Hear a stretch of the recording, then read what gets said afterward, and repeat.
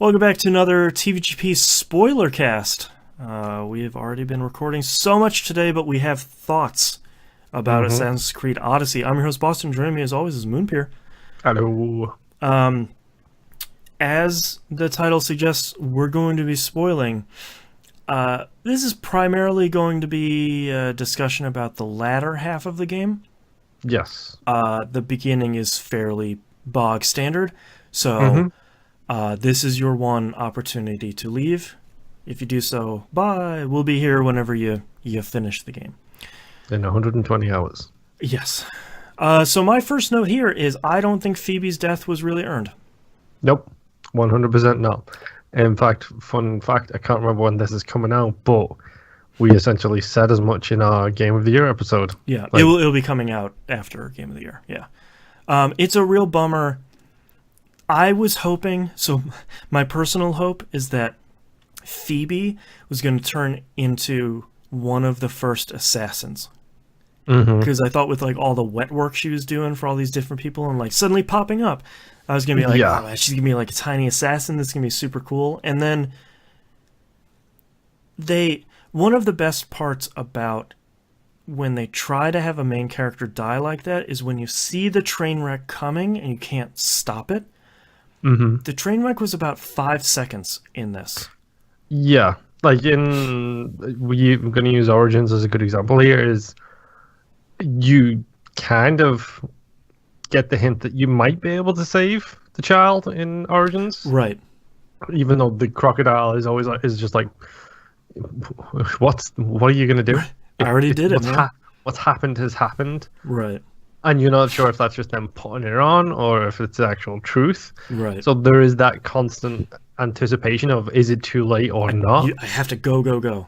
Yeah. Whereas in this, it's like, yeah, okay, there she is. Shocker.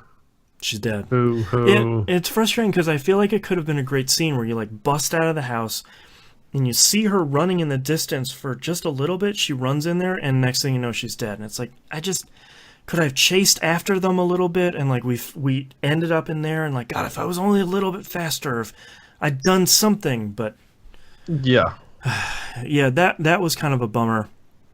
But let's talk about the jumping the shark moment.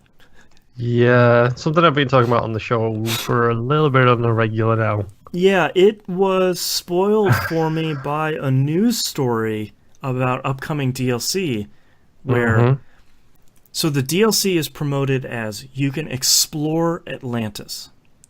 Okay. This news story said, return to Atlantis after going there as part of the story. And I was like, no! No, why?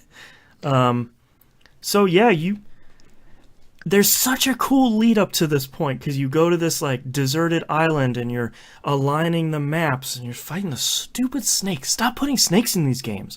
Yeah. And you get in there, and of course it's Isu technology, and you're like, my dad is gonna be super cool in here. Yep. And then it does the whole mirror puzzle as well, doesn't it? Like all the way through the entirety of the ruins, which I thought was pretty cool, like a whole island. And then you get in there, and number one, it's Atlantis, which okay, that's fine. That's Assassin's Creed stupid. And it really is your dad. Yeah, and who is your dad? Hippocrates. Boston? What? Yeah. What? I think I had to skip then. Who is your dad? Hippocrates. No, he's not. Yeah. No, he's not. Who was it? It was Pythagoras, dude. Oh, Pythagoras, yeah. I was thinking of... Sorry. There's a lot of people giving you missions in this game that I don't really care about, and I keep getting their names. Yeah, the fact that it's Pythagoras, it's just... He's in there, he's like, yeah, I'm your dad. I need you to do a bunch of stuff for me, because you're a tool. It's just like, you're a tool, dude. Yes. Don't... You are literally a tool for solving equations. Yeah. It's... the fact that he should have been dead for at least a couple of 100 years at this point. Yep. I get it. Your whole point is to the stuff is special kind of thing. business. Yeah, I get that aspect of it. Why Pythagoras? It's a weird one to choose. I'm sorry, but just for those who might not have heard her at the time, I did actually throw a Pythagoras theorem joke out when I talked about this for the first time on the show Oh itself. yeah, But it could have been anybody. yeah. Like, literally anybody. I think the thing that disappoints me the most is that he's your dad. I feel like that's a piece of the story that didn't really need to get resolved. Maybe it didn't matter that her dad left and the guy Nikolaus was her basically essentially her father, even though not biological.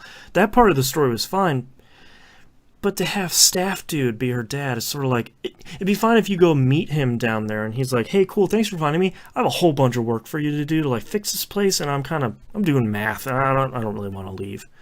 For him to be your dad was sort of like, yeah, Yeah, I mean, I get it. It's the whole human slash Isu hybrids kind of thing. sure, And it would kind of make sense that he would be one because he's one of the greatest minds of his time. right, And Leonidas is one because obviously one of the greatest soldiers of his time. right. Why not just have Heracles be down there? Yeah, Or Perseus? I feel like there's so much stuff that was alluded to with Hercules that I'm surprised he didn't show up in the game, but I never really know where the myth of Hercules is supposed to be time-wise, so I feel like it's almost earlier than this game was.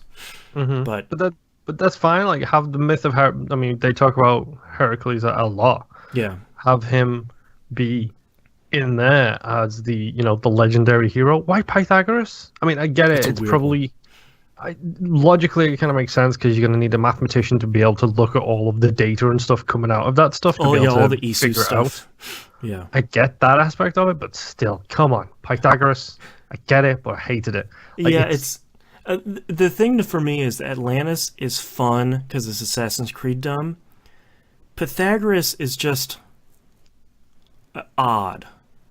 Like you said, I get it. You got to put the smartest dude in the math chamber to do the math. yeah. It's just a little And weird. like it would make sense that he is the dude who gets obsessed with being in that room and using this staff to keep himself alive longer so we can figure out more math. Right. Like, Even though it'll never happen. yeah, and he even gets dissed at one point for that exact reason. Yeah. Like, yeah. But yeah, shall we it's- talk about the conversations that go on between? Hold on, let me see if I can get this right. The Isu recordings and Pythagoras, the Isu recordings and Cassandra, the Isu recordings and Isabella. I don't know, it's not Isabella. Oh, Lila? Yes, the recordings and modern Lila. day lady. Yes, and then the Isu recordings and you. Yeah, that stuff was really. So I didn't realize when he gave me all the missions that I could go back one after the other and listen to those. I thought you had to wait until you had all four of them, so I listened to all four of them back to back, which was a good call. A lot of that stuff is interesting. That I feel like that stuff isn't the stuff that was as impactful as the bomb they dropped at the end of Origins. Because Refresh my memory. What was the bomb So- at Origins? spoiler for Origins, I'm assuming everyone has played it if you're listening to this. But the spoiler at the end of Origins was that the Animus can not only view the past but change the past. Yes. Yeah. Because okay, I remember now. So I feel like Because it's talking about like if you can get it to do the right kind of things, it can alter the math of yesterday. Yeah. exactly, yes, exactly. And I feel like that revelation is the next thing we'll talk about, but I wish the Isu stuff for this game was as impactful, but I guess you can only do one of those in an Assassin's Creed game. Yeah. Yeah. Uh, I thought that stuff was good, and I felt like it was a lot less confusing and a lot less word jumble than the stuff that was in Origins. Yeah, the stuff in Origins it felt like it was trying to be deliberately phrased to be high and mighty, Yes. whereas this felt very much like the person who's actually speaking, much more down to earth. Yeah. Because the Isu that you're almost specifically dealing with in this one is the rebel Isu who doesn't like the big powerful Isu but loves humans and wants the best for everybody. And it's like, okay, so we found the good one. Right. Well, at least the one that's on our side. Yes. And I mean, going back to those conversations, like I love it when they start smack talking Pythagoras, Hmm. and Pythagoras is just like, "No, you're not talking to me because you're just a recording." And they're And they're basically like, like, give it up, dude. Cough, cough, cough. "Yeah." And then like I think it's like the next one or the one after that when they're talking to Layla, Hmm. and Pythagoras is complaining about how he doesn't know what they're talking about. Right. And Cassandra's just like, maybe it's not a message for you or me. I like Maybe it's a message for someone else. I like that. It's just like, it's not all about you, dude. Yeah. What And was the last message? I don't remember that one. I think the last one was the conflagration of all of it, where it's just talking about like the links between the staff, the Animus, the relics, and the Isu technology, and how Right. basically they kind of have to protect the Isu technology because otherwise that's what they're going to use to change the future, kind of thing. Right. And it's like leading into the assassins versus the little bit of assassins versus Templars they talk about in this game, which is chaos versus order. And the Yep. Cult of Cosmos represents order in the extreme, and Cassandra is aligning herself with chaos. But that's the thing is, I think this is what I think is the most interesting thing about this specific aspect, and I knew this was going to come up, and I'm interested to hear your thoughts. So I'm assuming we're talking about the true ending here, which is The true ending was in 2018. Wait, Cassandra's alive? yes, I wrote Layla. in my note, Cassandra's alive, and the emoji of like, Yes, that was and she's genuinely wearing, a reveal. yeah, and she's wearing a sweet ass suit. She's wearing a super cool suit, and her hair is still the same. And I was like, all right, Cassandra, you're 100% now my favorite because you're like this total boss in modern day. And she even makes a sad reference to how Icarus is gone. Yeah, she's yeah. It's So like, because I think Layla calls her Eagle Bearer, and she's like, Yes. people call me that a long time ago, but Icarus has been gone for a while. And I was like, no. yeah, it's a really nice little reference. The thing that tickles me about this is Layla references the fact that she is currently aligned with chaos. Like Right. Layla is aligned with chaos in the fact that she is aligning with the assassins, the ability for everyone to make their own choices, Yep.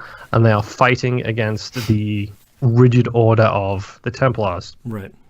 But Cassandra references the fact that she fought for order Yes. against chaos, Right. which then becomes this thing of, well, was the Cult of Cosmos really the start of the Assassins, or was it the start of the Templars? Right. Because we know, unfortunately, through notes that the Cult of Cosmos does evolve to become the Order of the Ancients, which Right. is the start of the Templar Order in Origins. And I believe that's starting. Looking at the trophies for the DLC, it looks like some of that's some transition stuff happening there. Yeah, But neither one of us have played it. yeah, and from what I understand as well is the Cult of Cosmos started as a benevolent thing before turning into what it became. So what that's telling me is the cult started as the Assassins and the Templars working together. Right, to Then- like make Greece the best it could be. Yeah, and then the quote-unquote wicked people took over Right. and used the cult to gain power and make sure everything was going in their way, which is more towards the Templar side of things, which is the side of order to the extreme. Well, and I feel like them wielding Deimos as a weapon is the thing that pushed them into whichever extreme, because it really is a Cassandra's little speech very much is saying like, look, both need to happen to stay in balance, but when one side goes to the extreme, you have to figure out a way to get the other side to check them. And I think Yep. Deimos was the extreme, the starting point of the extreme. Yeah, where because Deimos was chaos, that's the best thing as well. It's like it's hard to place all of the factions in Odyssey into the Assassins or Templars role Right. because both sides vary and sway into both of those traditional archetypes that we've been dealing with for the past 56 games or whatever. Yeah. So it's this really interesting look of before everything happens, everyone is kind of a little bit of everything. And like you said, the speech Cassandra makes is incredible, where it's like, look, you can't have it all the way you want it to be. Yeah. It needs to be balanced perfectly, because if it's not, that's how you get close to world-ending events, and that's not even including the solar flares or whatever that are going to wipe out life on the solar planet. flares. We're like, look, we already prevented that. It's sort of like, I feel like there's an eye roll to I don't even remember what his name was in the 2 trilogy. Miles? No. Miles was the English dude. Yeah. I don't remember. But the thing that is so interesting to me with what I'm calling the true ending, which is this Cassandra scene, is now it's the understanding that Layla is immortal, which, let's just say, is a really big story beat. As long as she has the staff. Right, as long as she has the staff. How about this one for a die roll thrown in there? Layla must be part Isu. Probably. To use the staff the way she's using it. Yeah, probably. It's kind of implied that only people who have that bloodline will be able to do it. Yeah. The thing that's really interesting to me is, from Ubisoft's side, how do you open the next Assassin's Creed game saying, by the way, if you didn't play Assassin's Creed Odyssey, this lady who used to be with Abstergo but now has this homemade VR thing that's really cool, she's immortal. Let's get back to the game. It's like, what? Yeah, I know. It starts with a scene from Lord of the Rings, and she's like slamming her staff down in the middle of the walkway saying, "You shall not pass." Right. Yeah, it's so weird, because I feel like in previous Assassin's Creed games, this would have been the post-credits scene, where it would have been like, oh, now Cassandra's back in Middleton. It's just, but the fact that they don't lock it behind this stuff, but it is behind this longer quest chain is really interesting. Yeah, it threw so many spanners into so many different theories, like the whole which side is which, who's fighting for who. Because the way Cassandra speaks about it, she makes it sound like she's fighting for the Templars in the game, or like both. Throughout history, like she's been on one side or the other. Yeah, and it's the Lord of Shadows ending all over again. Yeah. Where it's like, why would you show me this and then not immediately have announcements for a game covering that time period? Yeah, can you make a modern day Cassandra spin-off, please? Yes. Yeah. Or even just a 1980s Cassandra spin-off. So cool. She has pink hair. It'd be great. Yeah. Yeah. I think one thing I wanted to talk about that we haven't really been able to talk about on the show is the 4 triangle, the pyramid quests, which is basically go to the 4 corners and get some stuff. I really like the design choices they made for all 4 of those mythical beasts. Yeah. Especially Medusa. I thought that was a real... The thing is, that has to be really hard, because we've seen these things across dozens of movies and TV shows and games, and to make a different spin on some of the stuff, the Sphinx looked about how you'd think it would. But I like that as well, though, because that's not even a fight. No, it's just hey man, you got out with puzzle. the Sphinx. It's like, all right, I like that. Yeah. But I thought the Medusa design looked really cool. I love the Medusa design, and her area was insanely cool as well. Yep. The whole foggy and moody petrified forest as well. It was so amazing. Yeah. Oh. That was a really good reveal, because what's going to happen as soon as the first people show up, and you're like, oh no, okay, this is the Medusa fight. Yeah. And having that reveal was pretty cool. Yeah, I think, don't hold me to this, but I think there is actually a cure for the petrification as well. Oh, really? Because I now have a side quest, which is go find these plants for the woman who led you down there. Right. You were helping the woman find the woman she loved. Right. I have another quest from her to find a bunch of plants to solve the petrification issue. That'd be interesting. Yeah, Yeah. too many side quests. The only last thing I want to talk about is the ending I got. I did get the happy ending where everyone's around the dinner table and Yes. everybody is. I got the good ending, which I think. It's a bad ending. Yeah, I think the only thing, and this might be too subtle of a thing for an Assassin's Creed game to deal with without devoting a lot more time to it, is that you don't get to. Again, we haven't played the DLC, which it'll be a bummer if some of the stuff is handled in the DLC. But it's a little bit of a bummer that everyone has a happy ending, but you don't get to really see the side effects. Like Nikolaus reuniting with his family, his Deimos especially trying to deal with the horrible stuff he's done. Instead, the cutscene has him like wrestling with that Stentor guy, and it's like it feels a little bit like a Hallmark movie. And where I really wanted it to be was like, we're all back together, but are we any better off? Like, was that the right choice to make? My ending was very interesting because my ending had so the last mission you go up to the top of the mount, whatever it is, Sinai, where your home is. Yeah, and you meet Deimos there, and then the ending happens essentially. I got there, and we went through quite a text conversation of talking about like I was trying to save him. Right. I was trying to bring him to my side. He was like, "Oh yeah, the mistakes I've made. What have I done?" And then your mother goes over, gives him a hug, and then he promptly drives his sword through your mother. Whoa! While you watch. Whoa! And he's like, "I regret nothing." Wow! And Cassandra, like tears streaming down her face, is just like, "Deimos!" Right. Like pulls out the spear, pulls out a sword, and then it's just full on fight Metal scene. Gear Rex style fight. Yep.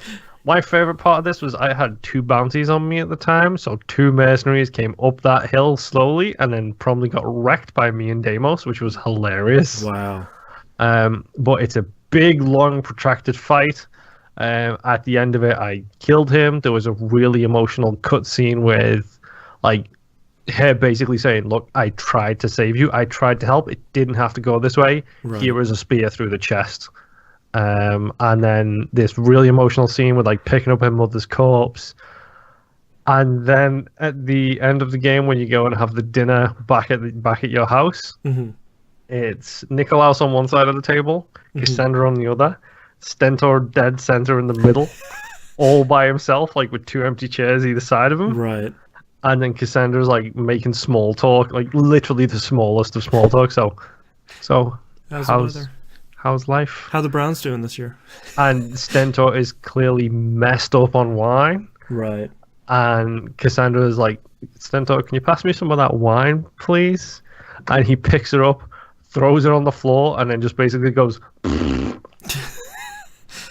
I wish that Stentor hadn't lived in either one of the playthroughs, because it would have been a great scene if it was just you and Nikolaus. And just like, was it worth it, man? I don't know. Yeah. But I had the bad ending, and I liked my ending more. Yeah, you definitely got more of an emotional punch, because I feel like you got closure with Deimos. Like he didn't get redemption. He didn't deserve redemption. Right. Like that's the biggest thing. Like that's the biggest issue my wife has with it is this guy has done unspeakable things. Yeah. Without really any repentance. Yes. Yeah. He doesn't deserve the happy ending. And I'm kind of glad I got to use our father's spear and drive it through his chest. Yeah, and I feel like there's some nuance that definitely needed to happen during his whole redemption arc that, again, that has not been the strongest point of the Assassin's Creed series. I really hope they continue to work on that. But I'm 100% with you that I think the happy ending is probably the bad ending, because if they're not going to... I like happy endings, and it was nice to see everybody there and like have the Hallmark Christmas moment, but without them dealing with any of the fallout, it feels a little hollow. Yeah. And I'm not entirely sure how I would want them to deal with it. You know, maybe each one of them will give you a side quest where you go, you know, deal with something from their past and kind of try to make amends, but there wasn't really any of that. And that's a bit of a bummer. Yeah. But, you know, I think the hard part is Assassin's Creed Odyssey made huge strides in improving its storytelling by, as we talked about, not having Assassins versus Templars be the center of the story, and by having you direct your story much, much more than before with the dialogue trees. And we talked about it during Game of the Year. There are 9 endings. But where they made so many strides in 95% of the game, if you're going to do that, you have to put a good capstone on it. And I think that's where they really dropped the ball. And I'm hoping that they keep all that dialogue stuff in the next game and then just find a way to kind of tie that bow on the end of it and make it really satisfying. Because if not, for a lot of people, that's going to invalidate a big part of the story that they were writing themselves. And that's a bummer. Really quick before I'm assuming we're getting close to signing off now. Yeah. The final cultist. I have not done it yet, but it's okay if you spoil it. Do you know who it is? No, not yet. I'm not going to tell you then. Okay, I was curious to see if you've done it. I have my last of the not the center person, but the ring right around the them. sages. Yeah, I have one more sage to do, which is... So I'm level 54. The sage is 51. But they're in a leader house, and I don't feel like fighting all of the stuff to just kill that person, so I have to weaken the island one notch so I can just get rid of the bodyguard. So I've been doing everything else before I'm sort of wrapping that up. So I'm really excited just to see who it is, because I still genuinely don't know. There's a very interesting cutscene at that point as well. Like, it's not a case of go and kill this person. It's a case of go and have a cutscene and a protracted discussion with this person. Okay. To talk about the who's, the hows, the what's, and the whys. Is it... who's the philosopher you've been talking about the whole time? Is it him? Hippocrates? No, the chubby guy with the blue tunic. Yeah, that's Hippocrates. Okay. No, Hippocrates is the doctor. Socrates. Socrates, yeah. Is it Socrates? No, it's not. That'd be really good. It's like, all right, now we argue about it. It's like, no! I guarantee you, if you were to load it up and read the clues you've discovered, you would figure out who it is. Okay. Yeah, some of those clues are interesting, but I haven't really spent the brain power to put them together. So yeah, not a complete spoiler cast for us, but we're just about to go on our holiday break, so you know, we wanted to squeeze it in. We wanted to talk about Atlantis. Yes. Really, that's mostly Atlantis and a super cool badass suit Cassandra. Stupid Pythagoras. Yeah, so crazy. What? By the way, when you said that. Originally, when you said it, you were hoping it was anybody else. I was hoping, what I was expecting was that it was a modern day Jump the Shark, where Desmond, there's his name, Desmond's dad did something terrible in modern day. Okay. And I thought you were going to be like, anybody else. Like, that dude wasn't really present during the game, which was nice. Yeah. But I thought it was going to be something... Miles is his last name, by the way. That's where Miles came from, because it's Desmond Miles. That's right. I think it's William. Yes, I think so. I thought he was going to do something horrible, like bomb a city or something in modern day, and it was going to like turn people against the assassins. But maybe that'll be the next game. Who knows? Who knows what happens when he shows up? Yeah. Yeah. All right, but thank you very much for listening. And I don't know what game we'll do next with probably Spider-Man. That'd be a fun one whenever I'm done with that. And maybe we'll do a spoiler cast for that. But thank you so much for listening. We'll see you all next time. And thank you for watching the video. Bye.